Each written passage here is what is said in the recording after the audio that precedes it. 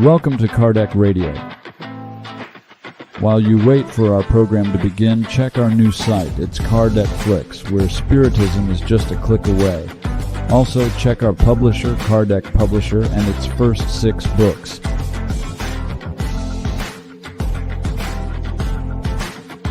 Each one is a journey to inner empowerment and love. Kardec Radio, where we nourish ourselves daily.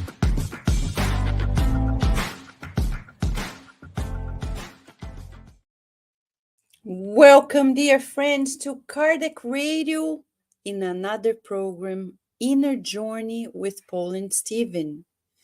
We have been doing this inner journey because this amazing book, which is a true masterpiece, the day humanity discovers this literature, it's going to be a new era. Emmanuel, the author, through the hands of the amazing medium Chico Xavier, brings to us a journey within. As he said in the preface of this book, 1941, he says that the Christ has personally called us.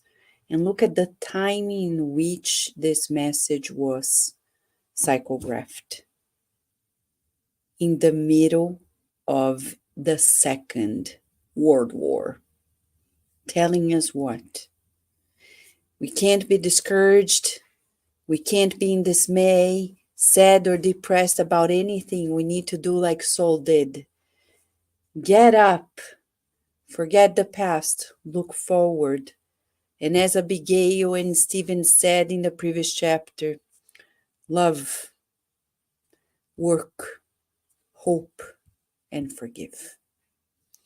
Now, Saul of Tarsus, transformed, is in a true journey. Some people think that the day he saw Jesus in Damascus, life was going to be easy peasy. No. Life is what it is. In spite of the vision of the shift, Saul of Tarsus has to walk to conquer his redemption, and the same for us. He's alone now.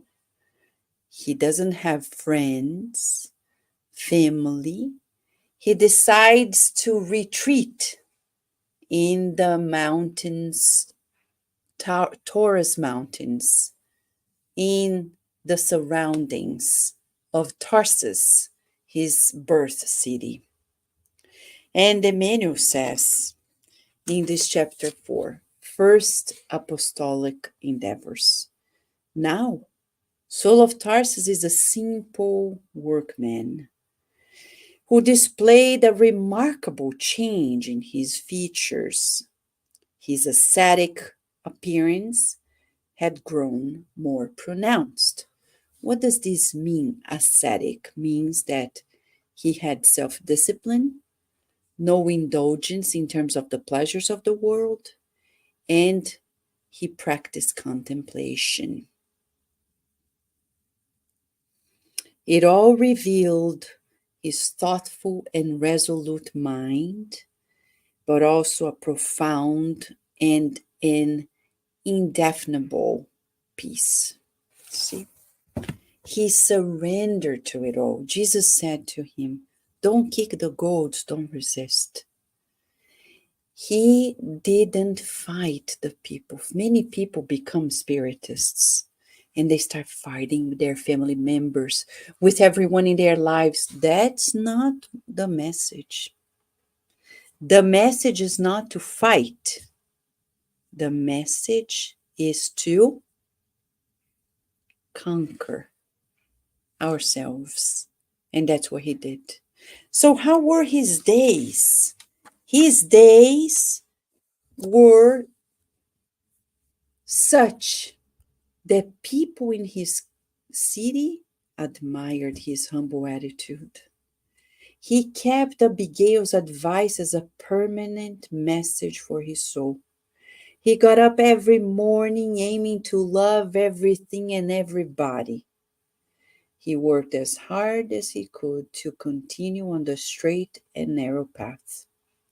Each day presented itself to Saul as a valuable partner full of opportunity, and within this frame of mind, he weaved intricate carpets and tents, exercising patience that would be crucial for other tasks still awaiting him at the crossroads of life.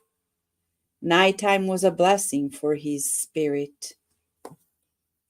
So, the first part of this chapter is asking you and I to revisit our daily discipline. Are we waking up willing to love everything and everyone? Because if we're not, we're still not adjusted to Christ. Yeah, I believe in Jesus, but I don't like my work. I dislike my family. Oh, my life could change. In that attitude, we're not of the Christ. So you and I are to revisit today our daily discipline. Do I wake up every day willing to love everything and everyone? To love my housework, the job duties, my family intricacies, and everything else that happens. Am I enjoying this learning of life? Saul of Tarsus was transformed, and he practiced it all with great discipline and surrender. Did he know what was going to happen next? No. You see the difference between him and us? We don't know what's going to happen next, and we're here anxious. Oh my God. But when? When is that new job going to come? When am I going to find that person? When am I going to get married? When am I going to have a child? And we are not in the present. But we need this present, says Emmanuel. That moment gave him the patience and the discipline for future endeavors. So today, we are in the right place at the right time with the right people to practice new virtues that we'll need for future responsibilities. So, if, for example, if you participate in a spiritist center, go there and do your best. Don't worry, like I want to do more, but I want to do this, but I want to do. You shouldn't want anything but to be helpful. And wait, because one day you'll be called for the next task. And that's what happened to Saul. Saul of Tarsus was visited by Barnabas. You remember the disciple in Jerusalem? Yes. He came and said that after a conversation with Peter, he was advised to come and invite Saul of Tarsus to join him at the church of Antioch. They had great works, but they didn't have educated workers. Saul was happy. He was open to do it, but he said, I have a condition. I will continue working as a weaver because I don't want to be a burden to the church. And Barnabas accepted it. Ready and willing, says Emmanuel, Saul of Tarsus was soon settled in Antioch, where he began working actively with the friends of the gospel. During the long hours of the day, he repaired carpets or kept busy weaving. Thus he earned what he needed to live on and became a model in the new church. His name was also mentioned a lot, but he learned to wait, preferring the lowliest tasks in the community. And the thing is this, whenever he wanted to talk about the teachings, he wasn't able to. So people were like, how come he was so eloquent? He was still working on himself. Mhm. And the church kept growing and progressing, and Emmanuel says, everyone loved their daytime obligations, waiting for the restfulness of time in the church meetings, as if it were a blessing from God, away from the focal point of Pharisaic demands. Jews cooperated with Gentiles, all feeling united by the overriding bounds of fraternity, mutual trust, devoted friends, and an agreeable understanding comprised sacred nourishment for the soul. So while Saul of Tarsus is practicing his humility, the church is in true unity and fraternity.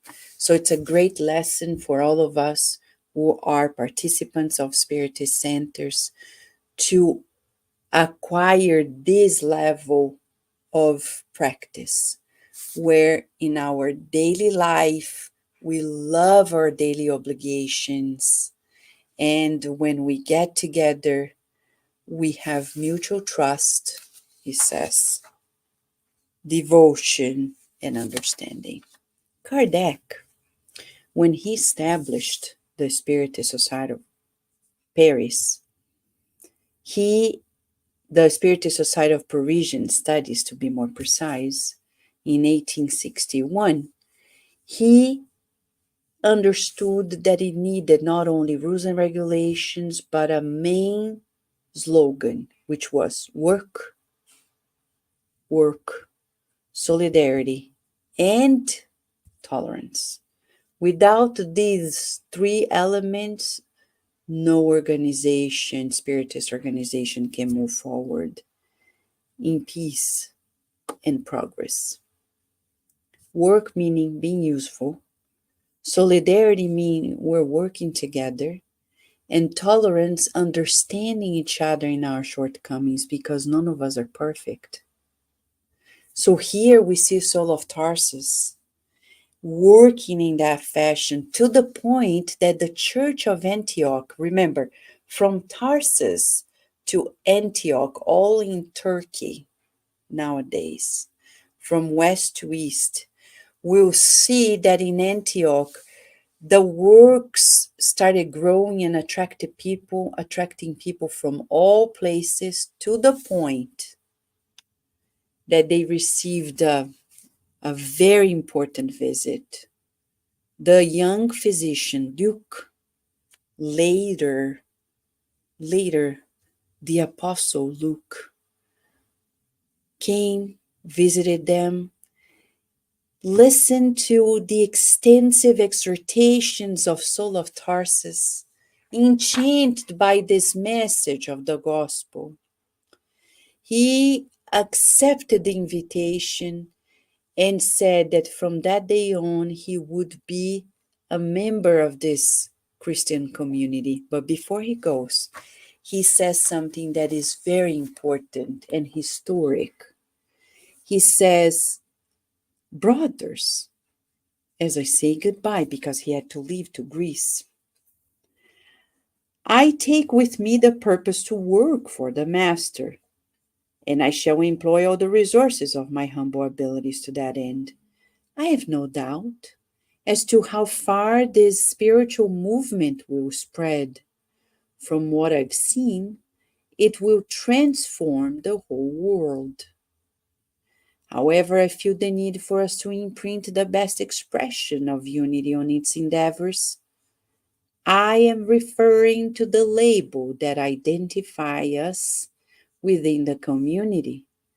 That is, I do not see in the world the word way, because they used to say people of the way, men of the way, church of the way. I don't see in the word way a designation that rightly expresses what we're doing. Christ's disciples have been called travelers, pilgrims, and wayfarers. But there are travelers and roads of every sort. Evil, too, has its pathways.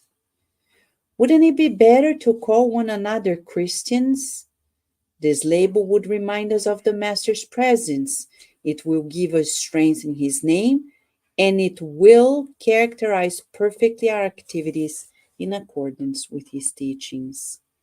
Luke's suggestions was approved with overall joy. And then we're going to see here Luke making a historic presence. From that day on, we have the name. Right, Lupe? Yes, we have the name Church of the Way. So Lupe is now here symbolizing this great moment. Right, Lupe? Thank you. Thank you, Lupe. So, Christians, if you hear this word and you're creeped out because you feel that Christianity failed us in so many ways because of Inquisition and Crusades, remember, the people who took those actions were not Christians. They infiltrated themselves in the pathways of Christianity, used and abused time and again the Christ and his message to do the most heinous crimes. But for us, we will restore in our humanity the true meaning of being Christian, the presence of the Christ in us at all times. And he says to us that Luke left, and from that day on, everybody understood that there would be a new day. The Church of Antioch continued to display the finest marks of progress. Why? Because of the unity, the agreeability, the understanding, as Kardec says, the work, the solidarity, and the tolerance. Till they received a letter from Peter in Jerusalem saying that they had problems, they needed help.